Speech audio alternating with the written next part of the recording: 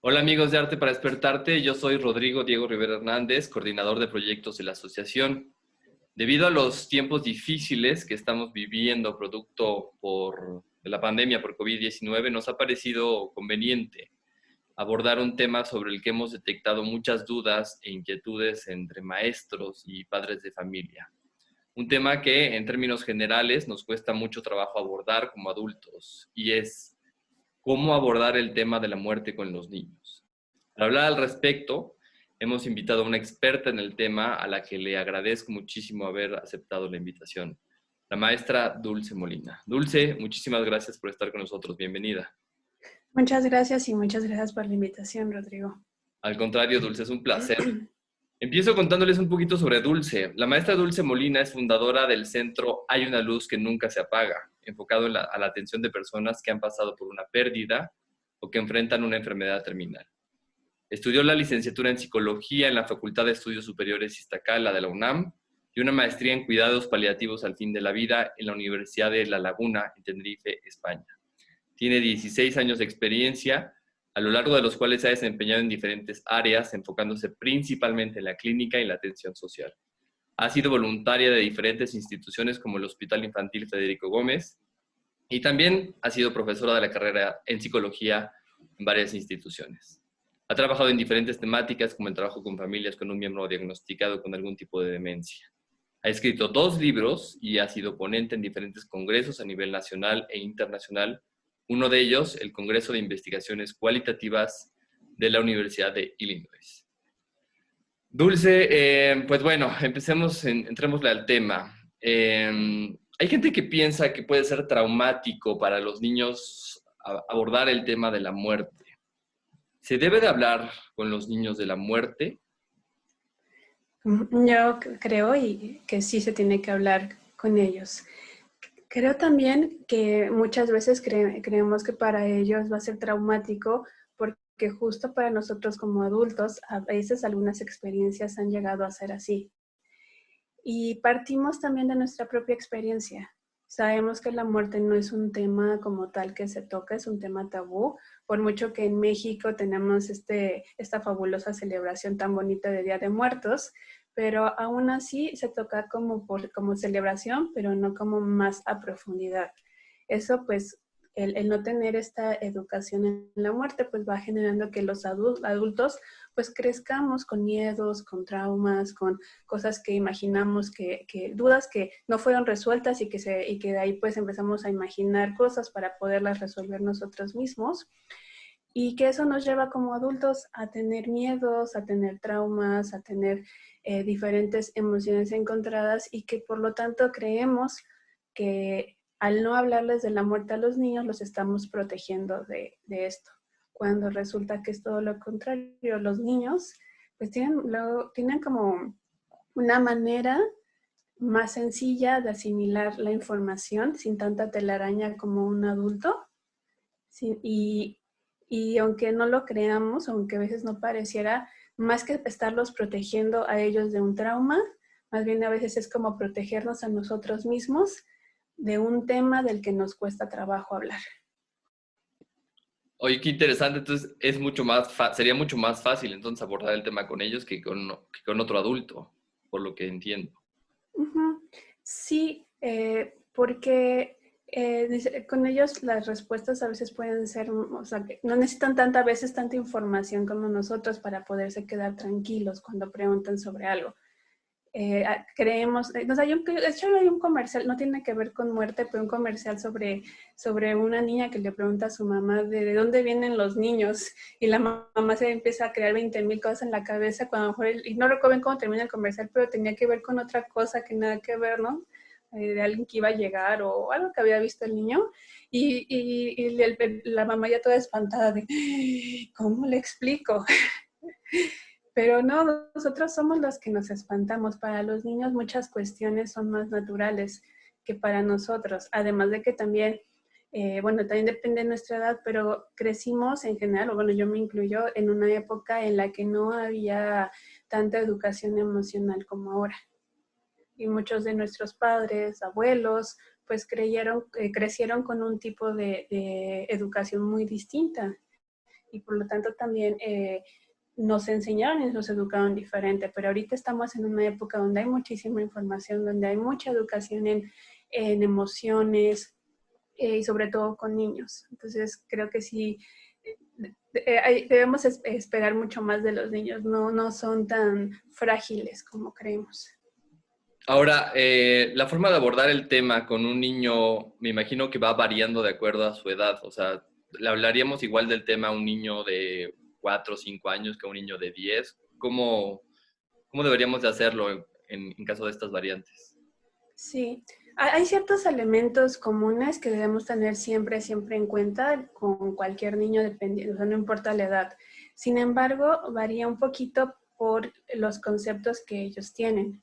Más que nada los profesores, por ejemplo, los padres se dan muchísimo cuenta de cómo es el pensamiento de los niños antes de los 4 años, entre los 4 y los 6, de los 6 a los 9, de los 9 a los 11 y los preadolescentes, ¿no? Sí va variando porque, por ejemplo, cuando son muy niños, antes de los 6 años aproximadamente, no tienen, pero no tienen un pensamiento tan concreto y para ellos la muerte es reversible. Para ellos la muerte, por ejemplo, es como que se fue a dormir, que se fue de viaje, que está en el hospital y va a regresar. Entonces con ellos es un poquito diferente que con un niño un poco más grande que puede entender un poco más esta parte de que ya no va a regresar, o un adolescente que ya tiene su pensamiento un poco más cercano a como el de un adulto. Lo que sí es muy importante considerar es que a todos los niños y también a los preadolescentes es importante comentarles lo siguiente, que la muerte es irreversible. Eso es súper, súper importante. Que es universal, que todos los seres vivos en algún momento vamos a morir. Y muchos de ellos a veces, pues por ejemplo, se les puede poner el ejemplo con plantitas, con algún animalito que había en casa, que se cuidaba, y ahí se les da el ejemplo. Eso es como bien importante. Y la otra, que hay que hablarles mucho en términos biológicos acerca de la causa de muerte. Murió porque su corazón se detuvo, murió porque los riñones ya no estaban funcionando. Hablar muchísimo de esta parte biológica en las causas, justo para que ellos no busquen otra causa en la cual ellos puedan incluirse y que puedan llegar en algún momento a sentirse culpables de la muerte de un ser querido. Esos son elementos importantes que hay que siempre tomar mucho en cuenta, no importa la edad. Y la otra también muy importante que antes de empezar a platicarles acerca de la muerte, si ellos llegan y te preguntan, es regresarles la pregunta. ¿Por qué me preguntas esto? ¿Tú qué sabes de la muerte? ¿Tú qué sabes de tu abuelito que falleció? ¿Tú qué sabes de dónde lo escuchaste? ¿Por qué me lo preguntas? ¿Tú qué piensas? Entonces son elementos que debemos tener en cuenta, no importa la edad. Sin embargo, sí. Antes de los 6 años su pensamiento es como más mágico, después de los 6 es un poquito más concreto y ya después de los 11 ya empieza a asemejarse un poquito más al de un adulto.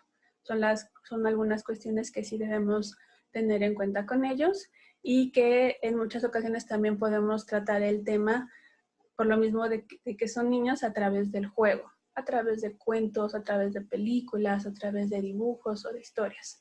Son elementos que nos permiten acercarnos a ellos para hablar de este tema. Oye, ¿y qué hay de estas frases que de repente decimos los adultos como, en este sentido, como para protegerlos, ¿no? De está en un mejor lugar o se fue porque no sé, a veces se mete hasta el tema religioso, ¿no? Porque Dios lo quería al lado suyo. ¿Convienen este tipo de frases o, como dices tú, conviene ser como más precisos, digamos, en el lenguaje que utilizamos? Sí, debemos tener mucho cuidado con lo que decimos.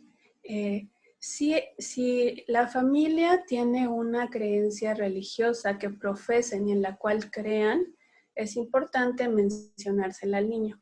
O sea, si es una pauta para contarle acerca desde nuestra religión o desde nuestra creencia espiritual, a dónde, o sea, qué creemos que pasa con la muerte, a dónde creemos que van las personas o las almas de las personas. Pero aún así, sí es importante decirles que la causa de la muerte fue más biológica, porque imagínate la resonancia en un niño de, o sea, que escuche, es que Dios se lo quiso llevar porque lo quería a su lado. O sea, va a empezar a creer que a lo mejor Dios es malo, que a lo mejor Dios es vengativo, o que la muerte solo le ocurre a las personas buenas, o que la muerte solo le ocurre a las personas malas. Este tipo de cuestiones. Es mucho mejor sí hacerle ver o hacerle saber sobre nuestra creencia religiosa, eh, pero que sea desde un punto, o sea, número uno, que sea que sí, o sea, que creamos en ella, que creamos que lo que le estamos diciendo es real, porque nosotros es lo que es la fe que profesamos, y teniendo muchísimo cuidado con las frases. Se le puede decir, por ejemplo, de sí, tu abuelito ya está en el cielo. Para mí el cielo es ese lugar en el cual yo lo recuerdo con mucho cariño, como cuando íbamos a comer helados, como cuando me llevaba chiquita a comer helado.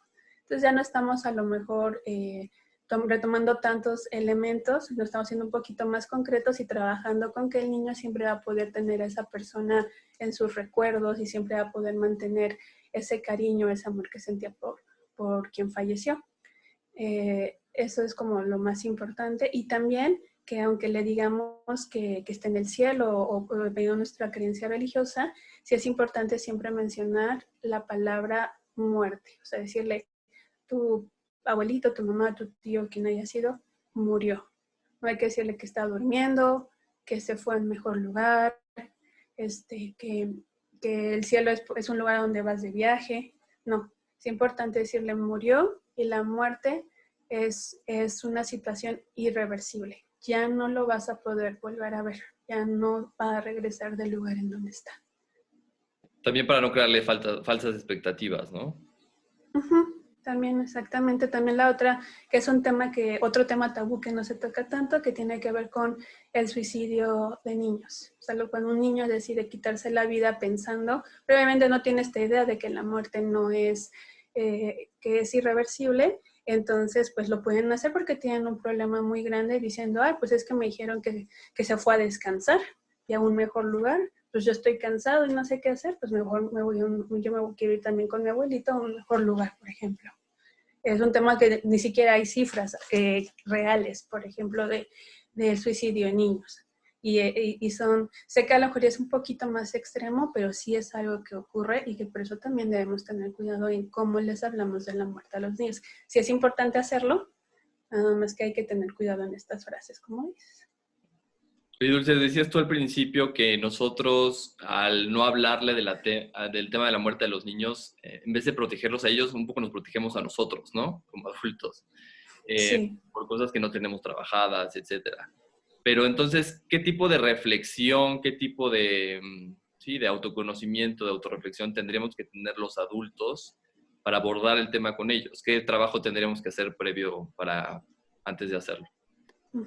Creo que es muy importante, y más ahora con lo que está ocurriendo con esta cuestión del SARS-CoV-2, pues saber y ser súper realistas en que la muerte siempre está. O sea, la muerte es parte de la vida, así como la vida es parte de la muerte. Nos acompaña en todo momento.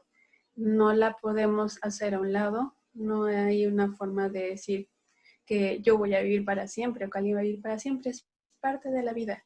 No por ello significa que yo tenga que atormentarme con ello, pero más bien la muerte le da un sentido a nuestras vidas porque sabemos que no somos seres infinitos, que no vamos a vivir para siempre. A partir de ello yo puedo darle un significado a lo que estoy viviendo e intentar pues tener una calidad de vida. Un trabajo pues sería hacer esta reflexión acerca de, para mí, ¿qué es la muerte? ¿Qué concepto de muerte tengo?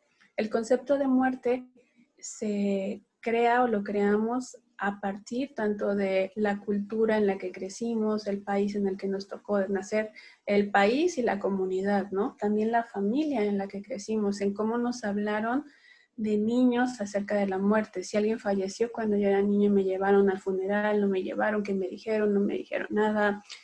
Qué miedos también he creado, en en cómo yo he podido afrontar las pérdidas que he tenido a lo largo de mi vida. Entonces es una reflexión acerca de cuál es mi concepto personal de muerte. Ese es como lo primero, enfrentarme a que yo un día voy a morir y enfrentarme también a que yo he creado estrategias de afrontamiento.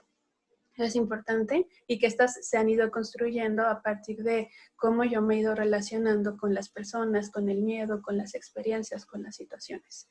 Eso es lo primero, de ahí ver qué es lo que me da miedo, por qué me da miedo, hacer un pequeño análisis acerca de ello. Irlo a lo mejor puede platicar, podemos hacer también, hay actividades que se realizan como por ejemplo hacer se me acaba de ir ahorita, un epitafio, en donde tú escribes lo que te gustaría que dijeran después, o sea, que dijeran sobre ti después de que falleces. Eso también te ayuda a darle un sentido a tu vida. El hacer un libro de tu vida en donde tanto incluyas momentos de vida importantes como momentos de pérdidas importantes. También te ayuda eso ahí como poniendo en perspectiva lo que ha sido tu vida y tanto la importancia de esos momentos bonitos, ¿no? A lo mejor como si el día que te casaste o el día que te graduaste, no sé, pero también esos otros momentos en los que has perdido a alguien o algo, porque también pueden ser, por ejemplo, la pérdida de una casa, de un trabajo, a veces hasta de ropa a la cual le tenías mucho afecto, porque te la regaló alguien muy especial, pero que son experiencias de pérdida que también le han llevado, que también sí, te han permitido darle un significado a tu vida. Son algunas de las cosas que puedes hacer. Y la otra, pues, de cuando leas o cuando veas una película, una serie, constantemente también estarte preguntando cómo te sientes, qué refleja en ti. Y sobre todo también aprender a validar tus emociones, a validar que estás triste, que estás enojado, cómo te sientes con respecto a diferentes situaciones, y una de esas situaciones pues es la muerte. Sí es un trabajo personal que pudiera parecer como complejo, pero pues a veces es hacerlo como de poquito a poco, ¿no? En esos pequeñitos momentos que tienes de cuando sales a caminar o cuando te estás tomando tu café en las mañanas. Porque a veces siento que, sobre todo con la influencia de las redes sociales, ¿no? Tenemos como una especie como de cultura generalizada en donde está prohibido estar triste y es malo, y entonces hay que estar siempre de buenas y vibrantes y con la energía a tope, y pues la vida no es así, ¿no? O sea, yo le llamo positivismo tóxico, no sé cómo se diga, no sé si existe un término en términos más académicos, pero creo que también puede llegar a ser muy nocivo esto, ¿no? Exactamente, o sea, de que no te permites estar triste o que todo el tiempo te están diciendo, es que debes ser exitoso, es que debes estar contento, es que debes verte bien, es que debes, y así 20,000 debes de.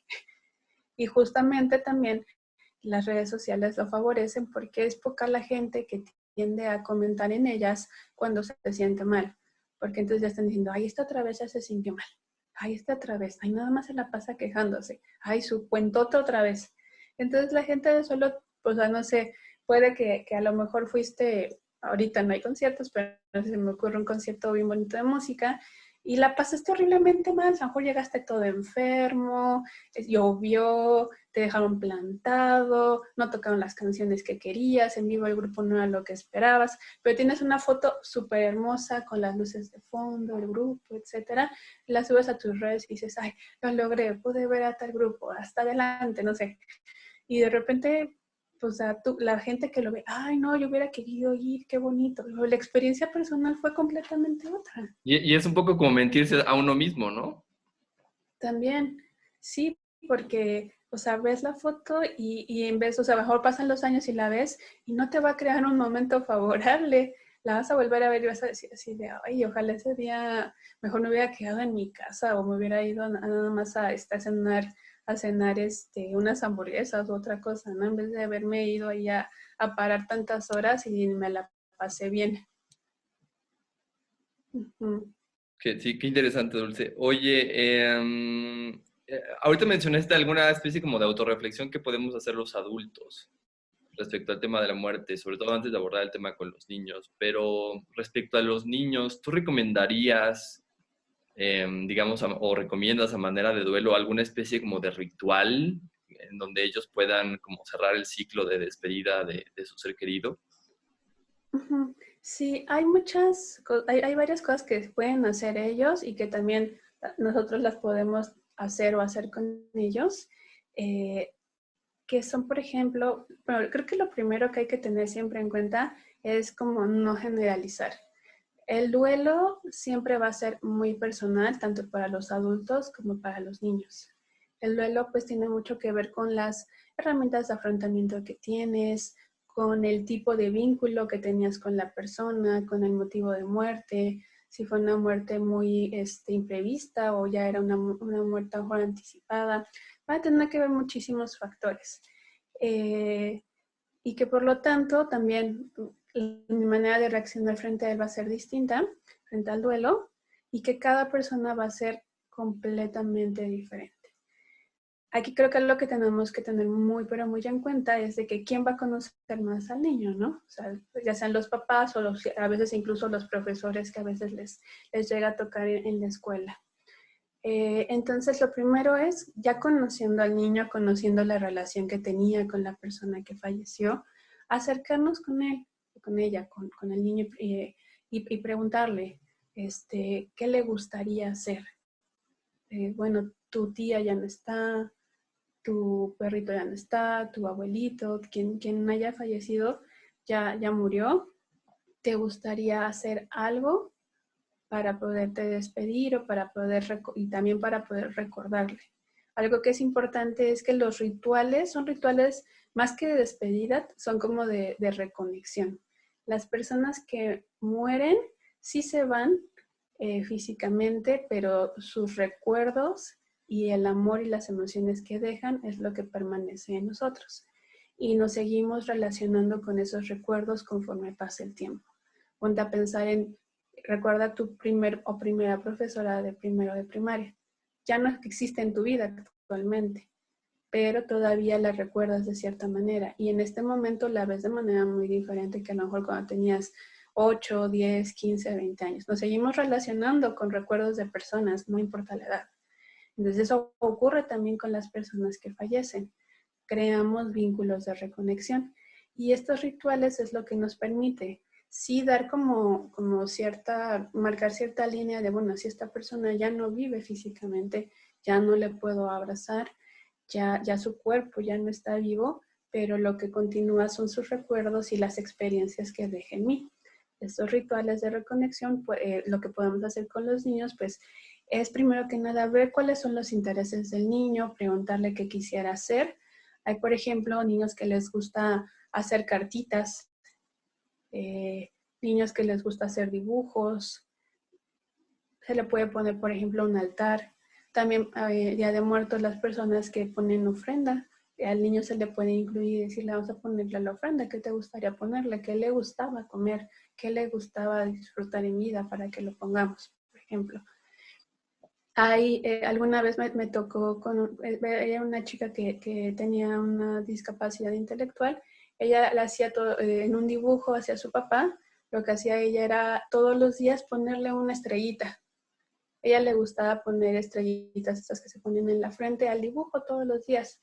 Y era como su manera de sentirse bien con la muerte de su papá.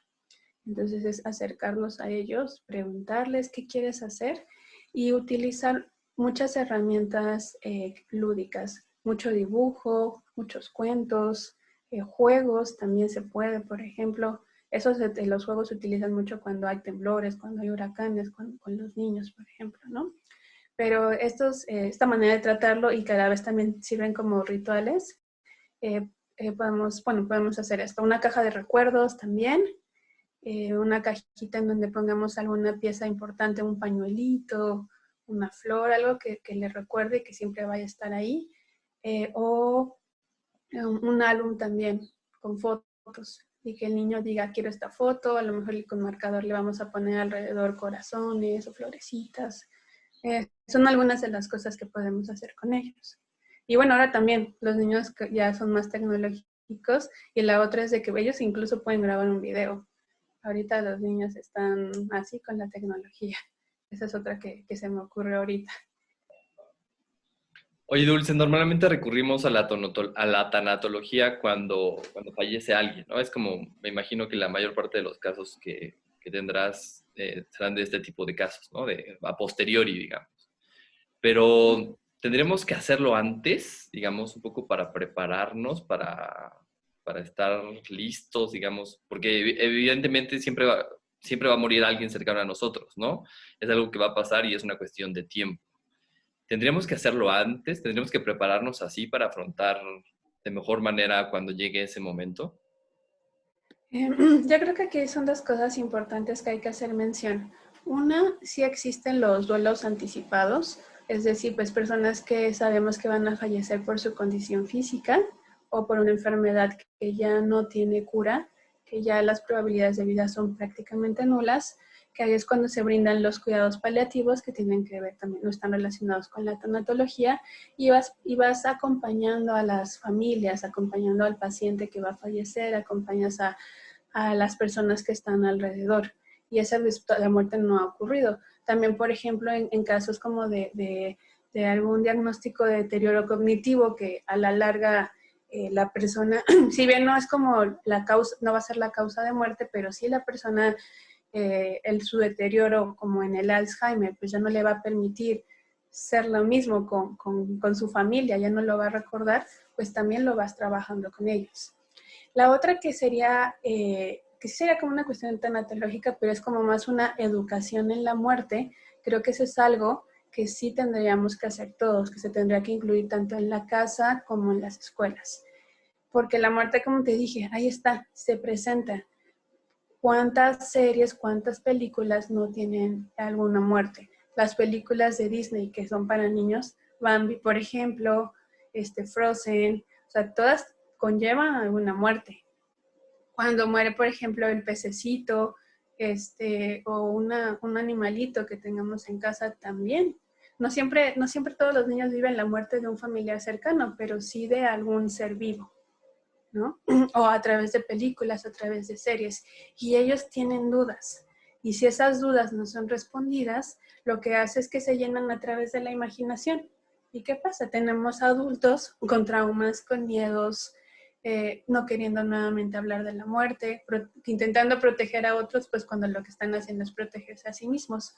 Por ello es importante pues que cuando poquito a poco en casa vayamos introduciendo el tema o incluso también en las escuelas.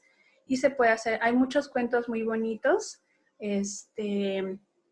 como Pato y Tulipán, si mal no recuerdo es el nombre de ese cuento, pero hay muchísimos, de hecho te puedo pasar mucha bibliografía de ellos, en donde se les puede ir hablando acerca de este tema, o las mismas películas cuando las están viendo y hay una muerte, nada más ir tocando el tema poquito a poco, alguna serie también, o cuando ellos mismos escuchan que alguien falleció, sobre todo ahorita en estas épocas que es súper común lamentablemente, pero a lo mejor más que ir como tal a una terapia de tanatología antes para prepararse, es estar constantemente trabajando este tema en la vida, porque es parte de la vida, el tema de la muerte. Así como lo es el cumplir años, o como lo es el graduarse, como lo es a lo mejor tener familia o comprarte una casa, no sé, pues también la muerte es parte de lo que siempre va a estar al lado de nosotros. Por eso creo que sí es un tema que deberíamos tratar en casa y en las escuelas también. Pues si nos pudieras pasar la lista, terminando la conversación de los cuentos, te lo voy a agradecer muchísimo porque, pues sí, Uh-huh. cualquier cosa creo que ayuda mucho en bueno, en cualquier momento y particularmente en este momento tan complicado en donde hay tantas familias que han tenido alguna pérdida que siempre son muy dolorosas, ¿no? Dulce, para terminar, ¿alguna línea de ayuda que nos recomiendes a donde la gente pueda recurrir para buscar ayuda tanatológica gratuita? La gente que no tenga quizá la posibilidad de pagarla, ¿cuál sería la que nos recomendarías? Sí, hay varios lugares que podría recomendar. Hay, por ejemplo, de parte de la UNAM, de la Facultad de Psicología, tienen una línea de atención telefónica. También hay un amigo que tiene un proyecto que lo pueden encontrar en Facebook como Tanatólogos por México. Ese también es totalmente gratuita. Son tanatólogos que ahorita están atendiendo a familias que perdieron a alguien por COVID. Y también yo, bueno, a lo mejor no son como tal siempre tanatólogos, pero en todas las alcaldías siempre se tiene el servicio de psicoterapia y de psicología en los centros comunitarios. No siempre es a lo mejor una atención tan especializada, pero sí es una atención bastante económica que provee el mismo gobierno. Y tú, a ti, Dulce, ¿cómo te contactamos? La gente que te escuche y esté pasando por un momento de duelo o le haya interesado la plática y quiera recurrir a una terapia tanatológica, ¿cómo te buscamos? Sí, me pueden encontrar tanto en Facebook como en Instagram, como Hay una luz que nunca se apaga, tanatología. O también me pueden enviar un correo a tanatóloga.dulcemolina@gmail.com. A partir de ahí un mensaje, pues ya nos ponemos de acuerdo, les pido su número telefónico y podemos concretar una cita.